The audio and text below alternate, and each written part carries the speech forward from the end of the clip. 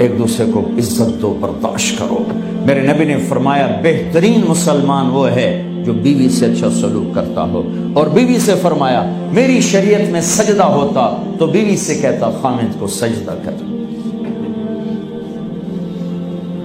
بہترین صدقہ اولاد کی تربیت ہے۔ پورا گھر میرے نبی نے نقشہ، ہر ایک کی قیمت بتائی۔ ماں تیرے قدموں تلے جنت، کہ کاش میری ماں زندہ ہوتی، تم دیکھتے میں کیا کرتا، میں عشاء کی نماز کے مصلی پر ہوتا، میں سورۃ فاتحہ پڑھ رہا ہوتا، ادھر سے آواز آتی میری ماں کی محمد، تو میں نماز توڑ کے کہتا لبیک اماں جان۔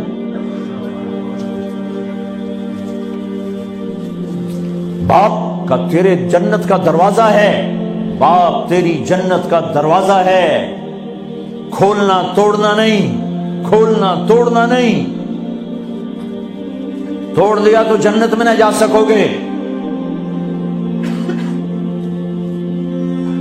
سب سے بہترین مسلمان جو بیوی سے اچھا سلوک کرے، سب سے بہترین عورت جو اپنے خامند کی منشا کو دیکھے۔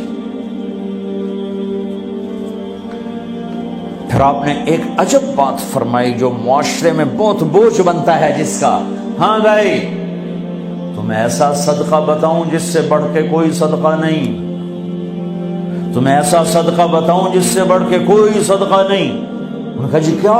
کہا الابنۃ المردودہ، جس کی بیٹی کو طلاق ہو گئی یا بیوہ ہو گئی اور گھر واپس آ گئی ماں باپ کے، یا ماں باپ نہیں ہے تو بھائی ہیں، وہ ایک بوجھ بنتی ہے ماں باپ پر بھی، اور بھائی تو ویسے ہی باغی ہو جاتے ہیں۔ میرے نبی نے فرمایا اس بچی پہ خرچ کرنا کائنات کا سب سے افضل صدقہ ہے۔ گھر، ایک گھر کیسے چلتا ہے؟ ہمارے یہاں پنجاب سندھ بلوچستان سرحد میں بہنوں کو وراثت میں کوئی حصہ نہیں ملتا، سب بھائی کھا جاتے ہیں۔ میرے نبی نے فرمایا جس کو اللہ نے 2 بہنیں دیں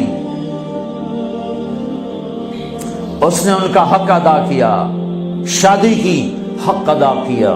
ماں باپ کی وراثت میں سے ہوتا ہے، اگر میں نے کوئی خود کمایا ہے اس میں بہنوں کا حق نہیں، ماں باپ سے اگر 1 روپیہ بھی آیا ہے تقسیم کیا جائے گا۔ جس نے بہنوں کا حق ادا کیا، شادی کی حق ادا کیا، اس پہ جنت واجب ہو گئی۔ جس کو اللہ نے 3 بیٹیاں دی، اس نے ان کی ڈولی اٹھائی، وہ جنت میں میرے ساتھ یوں ہوگا۔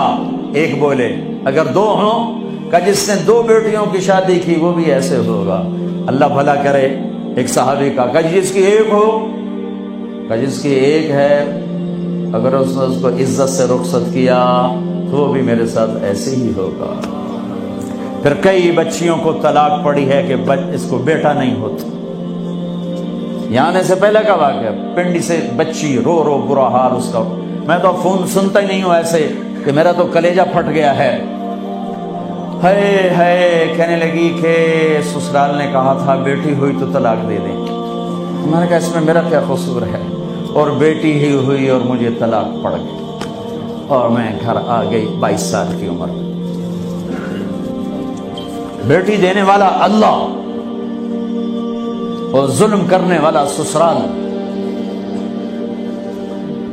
میرے نبی کو اللہ نے بیٹے دے کے اٹھا لیے، قاسم اٹھا لیے، عبداللہ اٹھا لیے، ابراہیم اٹھا لیے، 4 بیٹیاں دی، 3 زندگی میں اٹھانی، زینب، ام کلثوم، رقیہ، تینوں آنکھوں کے سامنے چلی گئیں۔ فاطمہ سے نسل چلی، آپ نے فرمایا لوگوں کی نسل بیٹے سے چلتی ہے، میری نسل میری بیٹی فاطمہ سے چلی۔ اس لعنت کو دھویا۔ عورت کا کیا قصور ہے اگر اس بیچاری کو بچیاں ہو رہی؟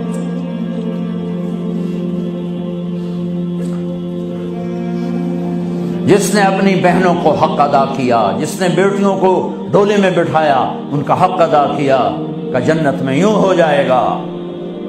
بہنوں کو دینا اتنا ضروری ہے، حرام ہو جاتی ہے روٹی۔ میں نے مولانا جمشید صاحب میرے استاد ہیں، میں نے ان سے تفسیر پڑھی۔ میں ایک دن شہد کی بوتل لے کر گیا، پرانی بات ہے 76-77۔ میں نے کہا حضرت یہ ہدیہ ہے۔ فرمایا کہاں سے لائے ہو؟ کہ میرے اپنے باپ ہے۔ فرمایا تیرے باپ نے اپنی بہنوں کو، تیرے باپ نے اپنی بہن یعنی میری پھوپھیوں کو، تیرے باپ نے اپنی بہنوں کو زمین میں سے حصہ دیا تھا؟ یہ سوال کیوں کیا؟ 10 روپے کی شہد کی بوتل تھی اس وقت، کہ اگر دیا تھا تو یہ میں لے لوں گا، اگر نہیں دیا تو پھر یہ حرام ہے، میں نہیں لوں گا۔